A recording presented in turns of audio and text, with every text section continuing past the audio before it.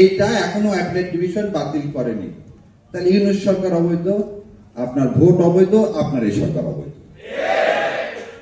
একদিকে তো যেতে হবে না, হয় সংবিধান মানবো না হলে মানবো না। হয় সংবিধান না মানলে কি মানবো? বিপ্লবকে মানবো। আপনি বলতেছেন জুলাইকে মানে না। জুলাই মানে কি? বিপ্লব। জুলাই মানে কি? বিপ্লব না?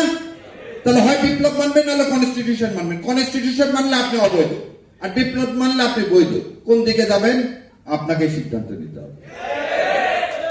তারপরে এইটা করার জন্য 72 দিন চা মিষ্টি খাইলেন। কোথায়? কনসেনসাস কমিশনে। সেদিন সালাউদ্দিন সাহেব আপনার মুখে কি গোমায় লাগানো ছিল? গোমায় বলে ওই যখন ওই কুলের ভ্যান হয় তখন গরুর মুখে লাগায় দেয়।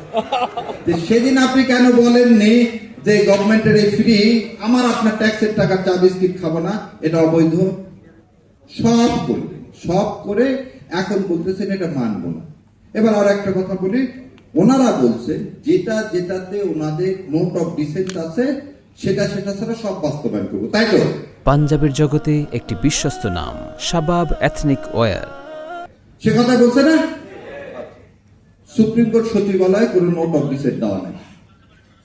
সুপ্রিম কোর্ট যে সচিবালয়, সমস্ত দল এক হয়েছে এই সচিবালয় বাস্তবায়ন করতে হবে, ওনারা সেটাও করেন। খালি তাই শোনেন, এইটার নাম হচ্ছে সংসদীয় কার্য বিবরণ। তারাই কার্যকরী কমিটিতে যা যা সিদ্ধান্ত নিছে সেইটাই ওই প্রণালীতে এটা কি করছে, তারা এগ্রি করছে। কি এগ্রি করছে তার পরে শোনায়। এইটার পৃষ্ঠা নম্বর 3, 10-এর বিতে বলছে এই যে সংসদ চলে গেল, এই সংসদে তারা 15টি অধ্যাদেশ সংশোধিত আকারে সংশ্লিষ্ট মন্ত্রণালয়ের মাধ্যমে সংসদে বিল উত্থাপনের জন্য সুপারিশ করবে। কোথায়? এই যে সংসদ চলে গেল সেই সংসদে এই 15টা বিল উত্থাপন করলেন না। কি কারণে করলেন না জানেন? এইটা উত্থাপন করলে এই সালামকেয়ার ব্যাংকগুলো দেওয়া যাচ্ছে না। তাহলে আপনি আপনার কার্যপ্রণালী মানতেছেন না, আপনি জুলাই সনদ মানতেছেন না, আপনি গণভোট মানতেছেন না।